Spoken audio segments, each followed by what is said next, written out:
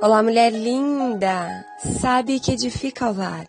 Eu sou Eliane Cristine e estamos lendo juntas o livro Arrependimento Profundo e Eficaz de Hernani Santos. Esta leitura foi autorizada.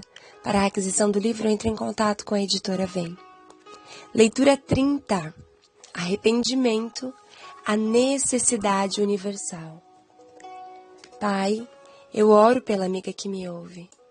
É necessário nos arrepender, para podermos sermos então enxertados na oliveira verdadeira que é Jesus Cristo. Que possamos entender que o sacrifício da cruz, ele custou muito alto, mas que da nossa parte é necessário arrependimento para recebermos dos benefícios deste sacrifício. Eu oro por mulheres que no dia de hoje precisam compreender e experimentar da Tua graça. Em nome de Jesus. Amém. O arrependimento não é uma necessidade somente da igreja, dos salvos, dos crentes. O arrependimento é uma necessidade universal. Todos, em todos os lugares, devem se arrepender. Apesar de o arrependimento ser uma necessidade universal, o primeiro chamado ao arrependimento pregado por João Batista foi destinado ao povo de Israel. Da descendência desse homem, Deus trouxe a Israel o Salvador Jesus como prometera. Antes da vinda de Jesus, João pregou arrependimento para todo o povo de Israel.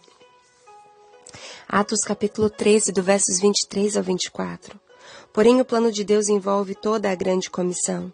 Jesus disse, está escrito, que Cristo padecesse e ressuscitasse dos mortos ao terceiro dia, e que em seu nome se pregasse o arrependimento para perdão de pecados, e todas as nações, começando por Jerusalém. Lucas, capítulo 24, do 46 ao 47. Arrependimento e fé.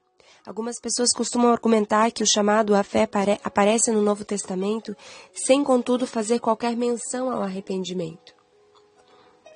E por isso deveríamos entender que a fé é o suficiente. Que a fé é a suficientemente garantia de salvação. Todavia, se levarmos em consideração a existência de algumas passagens nas Escrituras que exigem arrependimento, sem que faça também menção à fé, será que poderemos então dizer que na salvação não há necessidade de fé, mas de apenas arrependimento? No entanto, existe ainda outra questão que dá enfoque ao debate. O que vem primeiro, fé e arrependimento ou arrependimento e fé? Boa pergunta, não é? Veja bem, o verdadeiro arrependimento não se sustenta sozinho, e a verdadeira fé não se sustenta sozinha. Qual asa é mais importante para o avião ou para o pássaro? Qual das duas questões é mais importante para a salvação do homem? Simplesmente é uma questão tola, pois o arrependimento e fé são as duas asas do avião ou do pássaro. Arrepender sem crer seria tão ridículo quanto crer sem se arrepender. Veja dois textos primos. Quem crer e for batizado será salvo. Marcos capítulo 16, versos 16. Agora outro texto. Arrependei-vos e sejais batizados. Atos capítulo 2, versos 38. Essas foram as palavras de Jesus e de Pedro. Estariam eles falando coisas distintas? Claro que não. Entendemos que arrependimento e fé são tão importantes que não dá para dizer qual é o mais importante ou quem vem primeiro. Uma coisa é o fato. Ambos são dons de Deus e não são obras nossas. Paulo escreveu sobre a relação arrependimento e fé afirmando: o batismo de João foi um batismo de arrependimento. Ele dizia ao povo que cresce naquele que viria depois dele, isto é, em Jesus. Atos capítulo 19, versos 4. O apóstolo ainda associou de forma indissolúvel quando disse aos anciãos da igreja de Éfeso que não deixou de pregar-lhes nada que fosse proveitoso e ensinou-lhes tudo publicamente e de casa em casa.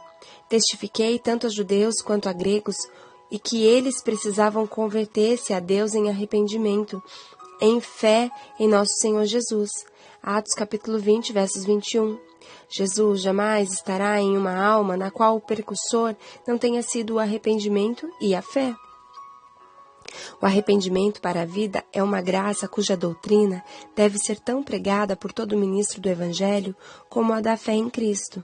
Isso deve ser movido de um conhecimento profundo da impureza e ociosidade do pecado, como sendo contrárias à natureza regenerada. os 3 elementos fundamentais do arrependimento. Primeiro, razão.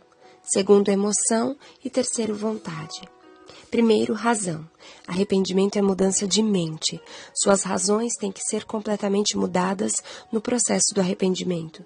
Você terá de mudar suas convicções. O que pensava.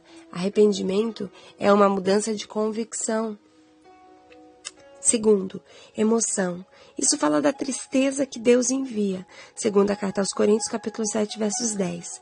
A demonstração do fruto do arrependimento é você se entristecer pelo erro.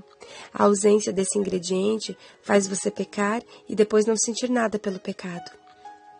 O arrependimento faz você se entristecer pelo erro cometido, e essa tristeza é enviada por Deus e é chamada de fruto de arrependimento. Vontade. Isso fala de volição, vontade, arbítrio. Fala de atitude a ser tomada. A pessoa dá meia volta e abandona o erro. E agora? Segue o caminho da justiça, da verdade e do acerto. Provérbios capítulo 8, versos 20. E o remorso?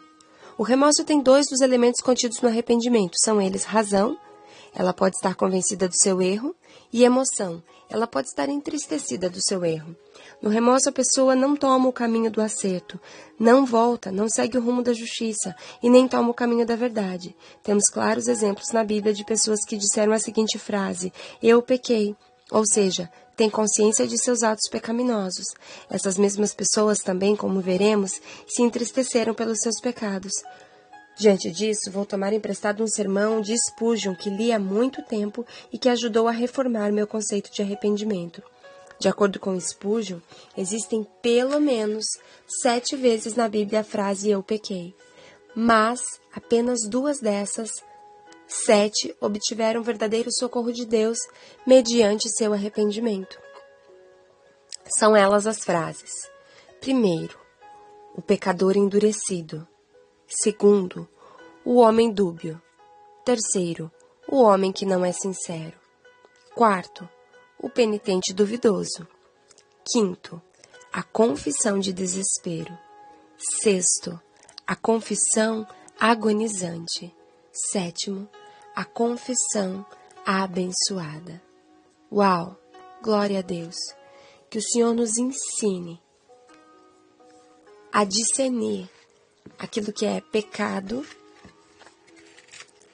versus o arrependimento versus o remorso.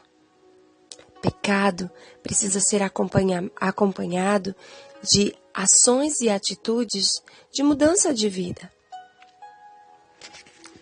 Arrependimento precisa ser acompanhado de mudanças que são atitudes de mudança de vida. Não adianta pecar e chorar, se entristecer, mas não ter atitude. Isso só evidencia que estamos tendo remorso. Agora, arrependimento é quando então entendemos que somos culpados, quando entendemos o nosso lugar diante da cruz de Cristo e quando mudamos de atitude. Aí então a obra da cruz passa a ter valia em nossa vida, porque nos arrependemos e buscamos do Espírito Santo atitudes diárias para seguir uma novidade de vida. Aí a cruz faz sentido para mim e para você. Do contrário, o sacrifício de Jesus não será válido na vida do pecador que não é acompanhado de atitudes de arrependimento. Que Deus te faça entender e discernir. Que o Senhor te abençoe. Um grande beijo e até a nossa próxima leitura.